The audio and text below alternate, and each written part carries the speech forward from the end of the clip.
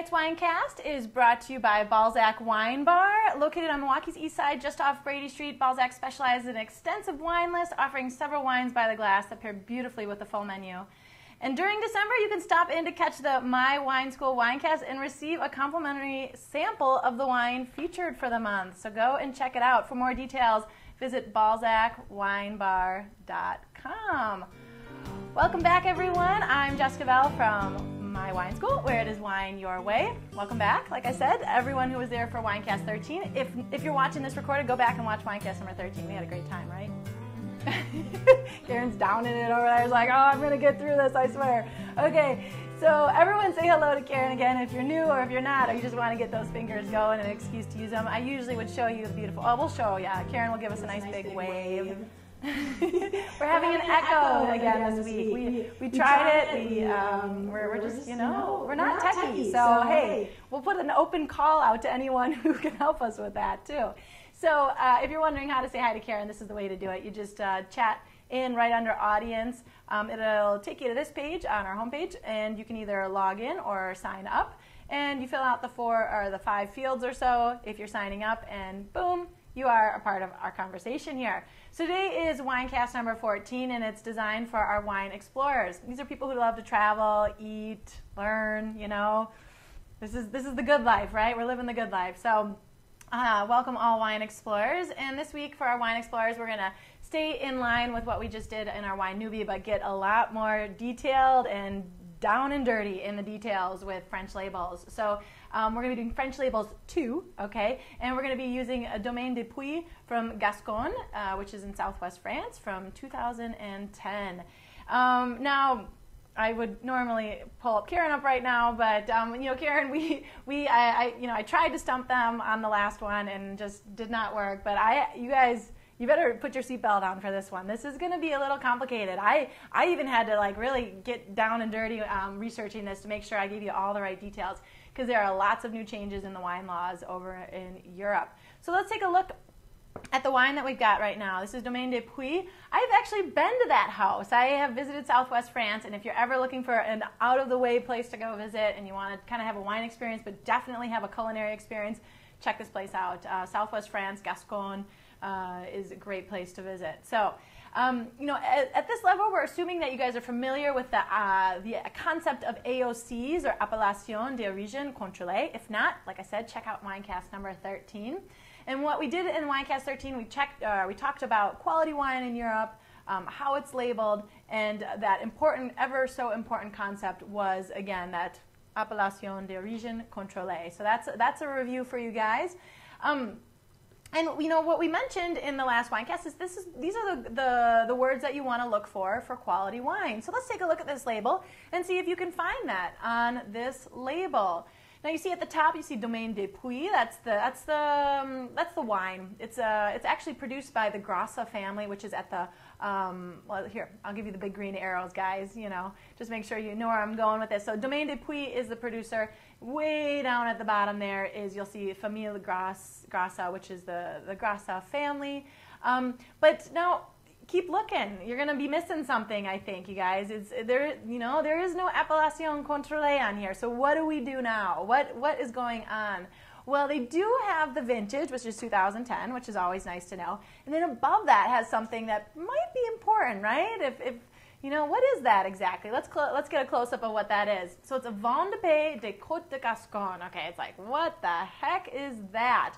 Well, let's start with what it means literally. So we're going to have a little fun with testing your French skills in our first wine interactive question. So what is the literal translation of Vin de Pays? Okay, so go ahead and give that a go. See what you think. It's either A, wine you have to pay for, B, wine of the country, C, a large European car, or D, wine of the people. Now, on this one, while you're doing this, let me just give you my inside tip for French, because it's a bit of an intimidating language for me. I have a website I like to go to. It's called forvo.com. Karen, can you write that on the chat roll? So check it out. It's a great website. You actually can put in a word, and then someone has recorded the pronunciation of it. So I think it's a great place to look for some pronunciation, because I always get that question, like, can you help me with the French pronunciations? I use it all the time. And also something I learned about living in a foreign country is that after a while, you just need to like let go and, do your best to speak it in the way that it's spoken. But at the end of the day, if you have an accent, it's just because you're from a certain place. It's nothing to be embarrassed about. So, when you meet someone on the street and they have an accent, you don't laugh at them, right? So people aren't going to laugh at you. So just give it a go. Everyone out there practice Vont de paix. Karen? Vont de paix. In that jovial French way. Vont de paix, right? So what are we seeing on this one? What are people saying? Lots of bees. Bees. Well, you guys are smart French speakers because you're all right. It is. It's wine of the country. Paix means country. Vin means wine. So you guys are spot on. Now, so how does that relate to the AOCs? We've got AOCs and we've got this new thing on our labels called Vin de paix. Well, let's start at the beginning here, okay? Let's go back and do just a little bit of review. We got the Appellation des Régions Contrôlées. We already talked about the history, but it came into existence around the 1930s. And when it came into existence, it came in for good reasons. We talked about in the last Winecast, but it had lots of rules. What grapes you could grow, how you could grow them, how you could sell them, and what that did also though is create a certain level of quality. All those rules were meant to guarantee some quality. So if you didn't follow those rules, let's say you were in Burgundy or you were in Bordeaux, and you don't follow the rules of your local AOC or the regional AOC even, then you were put into the other class, which is table wine. So you're either, in Europe, you were either quality wine or table wine. Now, that kind of was okay for a while. The quality wine was lots of rules and higher quality, and table wine was no rules, but little rules and definitely a lot lower quality. Usually with the table wine, you didn't have vintage, you didn't have grapes, and there was no geographic designation. So what happened was after some time, some producers are saying, well, I don't want to follow your rules for your quality AOCs, but I'm still making a quality wine, so I don't want to be listed as a table wine. So what do you have for me? And the response to that movement came in the 1970s, late 1970s, and they created something called Vin de paix, which is what we just saw. Here we go. Now you guys see where I'm headed with all this. So Vin de paix was created as almost an intermediary step between quality wine and table wine. It allowed there to be more flexibility as to what they could do, so what grapes they could grow and how they could grow it, but it still gave the wine a sense of place. That said, it still was technically classified under table wine, so it wasn't technically classified as a quality wine. So Vin de paix is technically a table wine. Now we're going to get back to that in a little, and this change of the 1970s with the creation of the Vin de paix is the first sign of some changes happening in France and saying, okay, in 1930s when we made the AOC, it made sense, but now things have changed and we need to change accordingly. We're going to get to 2007, 2009, and we're really going to mix it up. France is definitely listening to what people are saying. Well, not definitely, but they are, and things are changing. But let's get back to this wine now. And now you see the Vin de paix, right? Well, let's give you a nice close-up on that Vin de paix. And you'll see Vin de paix de, which is from. So it's the country wine from Côte de Gascogne. So Gascogne is a region in southwest France. And then Côte usually means bank or hills or slope. And so it's the slopes, hills, banks of the Gascogne region. So when you look at a label and you see Vin de paix, often what you want to do is look after that to find what the geographic region is, what the sense of place is for this specific wine. So let's get into trying this wine. So go ahead and grab your wine, and make sure you're taking a lot of good sips tonight. And what we want to start with is, of course, the appearance, right? So take a look. It's white, right? But now in this level, we can get a little bit more specific. What do you guys think in terms of color on this wine? Let me know what you think in terms of color. And, it's got a pale color, okay? Maybe up to medium, maybe, with some lemon color on it. So, okay, so it's got a medium lemon. Good job, Christine. Okay, so go ahead, and now the fun part, right, is we're going to be talking about the second wine IQ, which is what do you smell? So go give it a nice sniffer. And while you're doing that, let me just tell you a little bit about this wine. we actually, this for some of you might ring a bell, because we used a wine from this producer a month or two ago, and I just think these wines at these prices are just fantastic. So I don't mean to be lopsided on one producer, but it really, this label is a perfect example of what I need to be showing you guys tonight. So the Grassa family in the late 70s, coincidentally, when the Vin de Pays were coming into existence, said, you know what? I'm making this distilled product called Armagnac, and the market's not great for it, so I'm going to take some of those grapes and I'm going to actually make them into wine. And so they started making really fantastic, almost solely white wines. It's really interesting when you find this explosion of white winemaking for the Grassa family happened at the Vin de Pays, when they could have some flexibility and be innovative. Because Yves Grassa, the father, went over to California, learned some New World winemaking techniques, came back with that innovation, and applied it to his wines in the Côte de Gascogne. So he didn't have to follow so many rules. What's also interesting about this wine is that he sells on price and brand, right? If we look back at that label again, this is one that, really you don't see any grapes, but what you start to remember is that Domaine des Puys is right around $10, and if you like it, that's a fantastic deal. And that concept of selling on brand is very New World. So this concept, this marketing concept that he put into place a while back is very New World in style. And, that the whole concept of the Vin de Pays is allowing winemakers to be more competitive with the New World, which has been a lot of France's problems in terms of wine sales. So this has been one step towards allowing winemakers to have more tools at their resource to be competitive with New World winemakers. So Karen, what are we seeing on the nose for this wine? Mainly fruit and flowers, floral. Specifically citrus, lemon, pineapple, grapefruit, white flowers. Just had some green apple come in. Great. Yeah, green apple, lots of floral, straw, lots of lime. It also has this saltiness to it too. I don't know if you get that. I get this salty, it's just like, like I've told you guys, I'm an open book. I really enjoy this wine, and especially at $10. I mean, it's just popping out of the glass, and lots of lime. I got lime. I think I got a little lemongrass, even some peach flavors, but also that I even got some menthol too, and some white flowers on it as well. So fantastic, you guys. But what we're seeing here, everyone's all over the map, which shows complexity on the nose. So let's see. We're on Winecast number 2 now. Go ahead and take a sip, right? We'll get to the fun part, which is drinking the wine. I've already skipped ahead of the class here. As you may have seen, I was taking a couple of sips while you guys weren't looking. So take a sip, and actually take another sip, because you're going to need it, because I've got some bad news for you, okay? And I hope you're sitting down for this, because everything I just taught you about quality wine and table wine and AOCs and Vin de Pays, it all changed in 2009, right? So sorry, but so you're like, well, why did you teach us that, right? Well, first of all, things have just happened, 2009.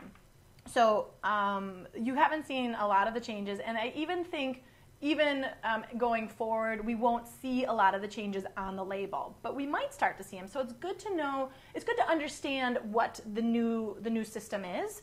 It's not completely different, but it's distinctly different, and it's good to know. So again, take another sip, or how many people dropped off of the?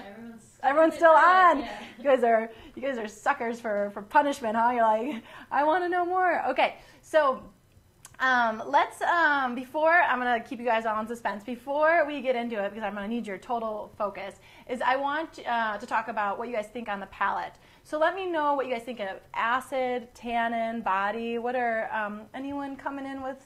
I think I forgot to. Oh, here some people are talking about the acid knocked me. Yeah, lots of great comments. What are you seeing, Karen, on the chat roll? Someone said definitely sea salt on the palate, stone, a little copper, and dandelion. Ooh, copper and dandelion. Love it. Yeah. Medium body coming in. Medium body, good. Yeah. Great, guys. Perfect. Yeah, I mean, this one, I had medium body. I had, high acid on this one. It really knocks you over. Lots of green apple and pineapple and great, you guys. Oh, and I'm loving remember all the pairings because we're going to get to those at the end. I'm loving what you guys are saying over there. Okay, so now that you guys have taken a sip and you guys can kind of sit back and keep drinking while we're going through this so you can, be like, not hate me while I tell you this. This is what we just established, right? We have 2 major camps of wine, and this actually applies to all of Europe. It's just in each country there's going to be different names, but we're going to use the French names because we're talking about French wine today. So you have quality wine and table wine. Quality wine is the AOC, and table wine is our, over here, Vin de Paix.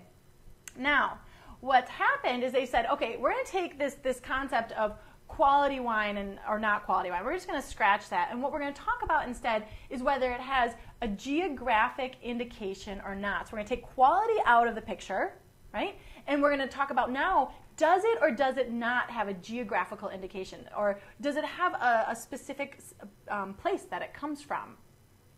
Okay, and once we do that, then we just get rid of table wine, okay, we just scratch it, and now both AOC and Vin de Paix have geographical indication. So now they're actually more rightfully so in the same category. The Appellation de Région Contrôlée is going to have maybe more rules still, but definitely a sense of place. The Vin de Paix is going to be a little bit more flexible, but also a sense of place. So they both have a geographical indication. And if a wine doesn't have a geographical indication now, the other camp is wine. It's just wine without geographical indication. So it's either with or without geographical indication. Now, this is why, in the short term, you're not going to see a lot of differences because the names that we've seen still can exist. They still can exist. The winemakers have the right to keep what's called now the traditional nomenclature, which is the AOC and the Vin de Paix. But there's actually new terms for AOC and Vin de Paix. So it's good to know what they are because you might start to see them on labels. This was in 2009 that this law was enacted. So, a lot of wines from 2009 have still not been released even right now. So what we might, and even so, a lot of winemakers are not changing their ways. They're sticking with the traditional nomenclature. However, it's good to know in case you see it on a label so you're not completely confused. If you're a student of mine, I want you to know it all, okay? So instead of AOC now, it's AOP. So instead of a controlled appellation, a controlled region, it's protected. It's a protected region. And instead of a Vin de Paix, it's Indication Géographique Protégée. So it's a protected region that's indicated, okay? It's a geographically indicated region that's protected. Good thing it's like easier to say it in French, actually. Probably the only thing for me that's easier to say in French. So there you go. So that's what we're looking at in terms of the direction that we're going to start to see in the wine world. Now, how many people actually start changing that is difficult to know. But there's the old traditional words, AOC and Vin de Paix, and then the new ones, again, are, so you can see them again, AOP and IGP. So let's see. Any questions? You guys got to have questions on this. But let's see if you have any questions. I don't know if we're going to have a lot of time for questions, but in case you have questions and we don't get to them, don't worry, I'll answer them on the blog that we put up on our homepage every week after the wine tasting. And I want to know what you guys think of the wine too, and see what you guys. I want to hear the wine or food and wine pairings now as well. So you guys tell me, what do you think, and what were some of those food and wine pairings we saw earlier? Someone said that they enjoyed it with some orange salmon at dinner. Orange salmon at dinner, yeah, because the salmon has that orange, like high citrus flavors, and as a result, you need high citrus in your wine. Perfect. Anything else? No, no one else. I thought I saw some. I thought I saw like some like. I guess I saw the orange salmon, and I just got all excited about that. Okay, well, I'd love to hear what you guys have to say about the wine. I think the results from what I'm seeing, people are enjoying the wine. I think someone mentioned the way I see this wine. They said party wine. I agree. I think at $10, this is, you know, it's got character, it's got intensity, and it's refreshing. People aren't going to get bogged down. Their palates aren't going to get bogged down by drinking this wine. So at this price, it's like, how do you not buy it? So let's see. Anything else? Am I missing anything else, or should we roll on? Yeah, now people are coming in with manchego, smoked salmon. So manchego and smoked salmon, cool. I think it would go really nicely with some cow's milk blue cheese. So Karen's saying cow's milk blue cheese. Yeah, definitely. Okay, great. Well, fantastic, guys. You guys passed with flying colors. I think we got one.